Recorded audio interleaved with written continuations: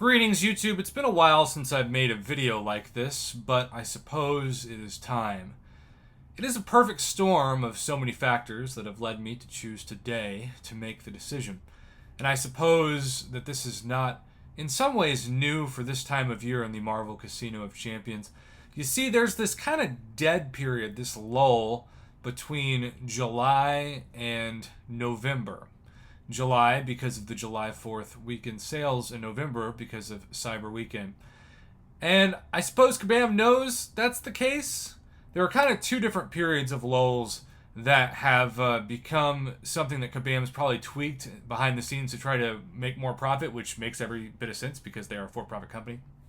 The first was between January and July, and they've done several things to boost sales, including, of course, the now just as relevant spring cleaning event as is in some ways July 4th or Cyber Weekend. After all, this year was the first time that we saw Tier 3 Alpha Catalyst Fragments or Tier 6 Basic Catalyst Fragments. But more than that, it's a time where people just feel a bit burnt out. This is the time that a couple years ago, during the Gwenpool Goes to the Movies event, we had leading up to that event, which was in August, I believe. Several things that happened. Most importantly, iPhones and iPads were literally overheating to the point that we had reports, though unsubstantiated, I guess is the right way to put it, though unconfirmed, of devices catching on fire. Certainly I knew people that went to their wireless carriers, and when they pulled up the facts of how much memory and energy the app was running, I had multiple people tell me that their wireless carrier flat out said, "I would delete this app off your phone. It is like a ticking time bomb." Kabam responded with Gwenpool Goes to the Movies, which was an event so easy with such great rewards for the time that you could literally auto-fight your way with 4 stars through it on the highest difficulty. Can't say that now, but that also means that right now we have this flurry of factors that are contributing to MCOC Burnout in mid to late July. The first, of course, is that the game is broken. Parry is still not working, though my Battle Realm bestie Katie Candy assures me that behind the scenes they're working on a soon-to-be-released hotfix for it. Dexterity still isn't working. We still have crazy lag, dropped frame inputs, and if you're running an Android device or an Apple device, regardless, we are getting the game to crash constantly. And then, of course, if your Apple device is old, like an iPhone 6, or your Android device is 3+ years old, you could have a case where it takes 20 to 30 minutes at times just to load the game before it crashes. Of course, this past week, we had a very unfortunate Alliance Quest bug that sometimes kept alliances out of starting an Alliance Quest for multiple days, or in the case of my good friend Greg, when they finally were able to start it, it was with 4 hours left in the entire Alliance Quest. And they dropped hundreds of spots, and when you drop hundreds of spots, you also have a sacrifice of lots of very important rewards, including glory, Alliance Quest crystals, etc., that you miss out on because your Alliance can't start it. Then, you also have the unfortunate reality that Cavalier players and uncollected players both felt, with good reason, totally screwed over by Kabam for their July 4th weekend sales. Uncollected players got lumped in with everybody above the level of 5, and so they basically were told, yeah, you have the same importance to us as beginners. And the Cavalier players, who had been begging, understandably so, for Tier 5 Class Catalyst selectors, not only are those being phased out in the unit store, where now we see those mainly with Tier 3 Alpha Catalyst Fragments or Tier 6 Basic Catalyst Fragments for Throne Breakers only, but also they only had the Tier 5 Class Catalyst Fragment selectors in the most expensive package. We're talking about, of course, the top 2, the Black Panther's Treasure and also the Odin. It is because of that that we have reached the inevitable, Prof, help me, I feel like I'm not going to want to play this game anymore. There are several solutions that I have done myself over the years, and I've seen others do, that really can help remedy this situation. I will say, to be completely upfront, that one of my solutions is not as appealing as it was in the last 2 to 3 years, because even though we still have a somewhat free-to-play experience with a summoner depreciation event where you can have this summoner camp and summoner resort experience. I just find this whole thing to be annoying and awkward and unnecessary compared to a 14-week calendar where you log in every day and you automatically get your rewards. And some people have said, yeah, but Prof, this is going to help roll out bots.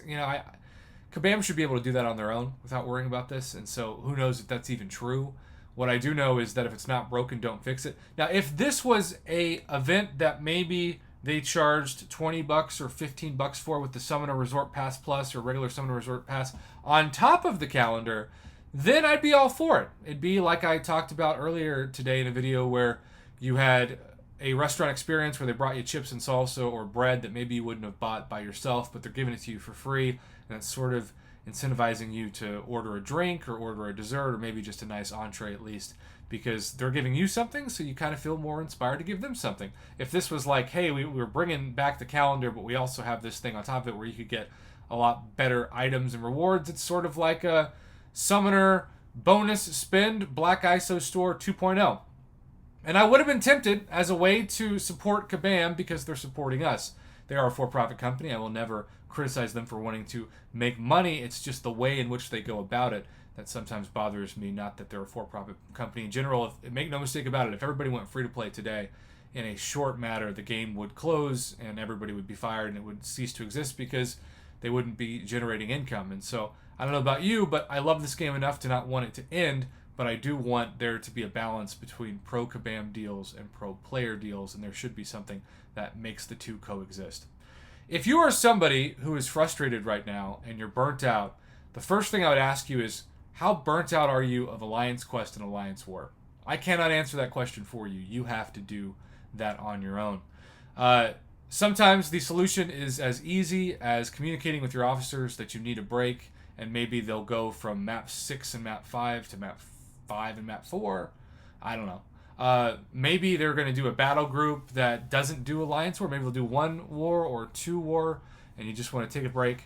Or maybe the best thing you can do, and this is something that I've done before, and it was wonderful, this was before I started my YouTube channel, was just leave an alliance altogether. To me, the main reason why you want to be in an alliance, besides getting help and, of course, getting rewards with Alliance Quest and Alliance War, is the gifting event. Well, the gifting event isn't going to be here for several months, and so there's no need in July to worry about a December event. And maybe you just need to take a couple weeks off or a month off. If that's the case, I say go for it. Just log into the game, do the minimum fights to get the Summoner Pass Resort milestone. Maybe try the Summer of Pain if you want, but if not, log in, get your free reward, and if that's all you do during the day, so be it. Take a break. Take your foot off the gas. But there's also another thing that I like to talk about in this video, and it's not the easiest thing to talk about because alliances are like relationships. You can put a lot of work in, and they can be great and exciting and healthy and fun, but sometimes and oftentimes I have seen behind the scenes that members can be putting a lot more work into their alliance than their alliance members. It's kind of awkward. You start an alliance with maybe a group of friends, and you bring in people, and over time, maybe that group of friends that you were so loyal to because they helped found the alliance just kind of slacks off. They don't do the necessary things when it comes to communication. Maybe they don't respond to line messages. They don't clear their path fast enough. Maybe they don't hit the help button. It used to be a case where they wouldn't do donations, though that system obviously has changed. All I'm saying is, if you feel like you've got goals that your alliance isn't achieving, maybe you're the person that always kills the mini bosses for the main boss in Alliance Quest or Alliance War, and people just wait for you to do it. I call those people lazy losers because they want the rewards, but they don't want to do the work. And your boy here was a lazy loser for quite some time. I talked myself out of fighting mini bosses and main bosses for years because I was too cheap and too scared. I didn't want to die. I didn't want to have to use glory or use some of my potions or revives. And I was very upfront about my current alliance mate of saying I just wasn't sure. And so my leader, to his credit, said, just try. You don't have to do it all the time, but just try. And what I discovered along the way is that I was, one, much better at the game than I thought I was, and two, I was able to pull my weight better, and that made me feel better. And now I truly get excited to one-shot the main final Apocalypse boss. And yes, it doesn't hurt to have Corvus, right? But the bottom line is this. If you need to leave your alliance and join a better alliance because you're going to progress, so be it. My main feedback for you, if you're nodding your head to that, is do it the right way. Don't ghost your alliance. Don't leave the groups and leave them screwed. Instead, tell your alliance leaders what your intentions are. It's sort of like giving 2 weeks notice in a job. Give them a heads up. If you're an officer and you have to leave, give them a heads up. Friendships are more important than this game. I have no idea how long this game is going to last. Maybe it'll last another 6 months. Maybe it'll last another 16 years. I don't know. But what I do know is that the relationships and the friendships that I've made in this community I plan to keep long after this game is dead and long after my YouTube channel is dead. And so I don't want to burn bridges for jumping ship, but at the same time I don't want to stay in an unhealthy relationship, which is the current alliance that I could be at. By the way, if you're watching this and you're in my alliance currently, I'm very happy. I'm not looking to jump ship. This is a video helping those that are.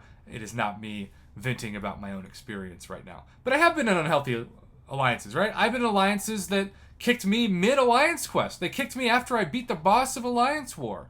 And yes, there were better players out there, and they had every right to want to replace me with somebody better, but I wanted to at least be able to accept my rewards before I was kicked.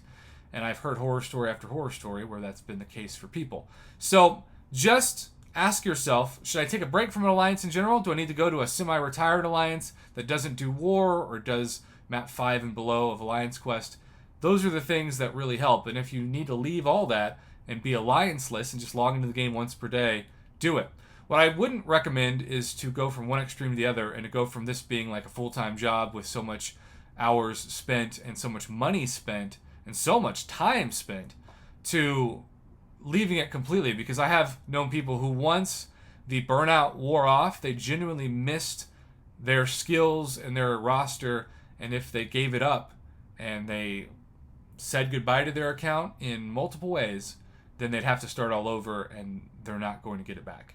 So you want to be sensible, but you also want to be honest with yourself about your own needs and goals in this game, and that is the purpose of this video. I hope it helps those of you who are in this position. I know several of you have reached out to me in the past week, and so I felt compelled to make this video. I also know it's longer than usual, but I felt like I needed to cover all my points and not rush. Yes, usually I don't just try to keep videos under 10 minutes on this channel, but under 5 minutes. But in this case, I hope you can excuse the long-winded banter that is all the points I had to make on my end to get, well, the points across in this video.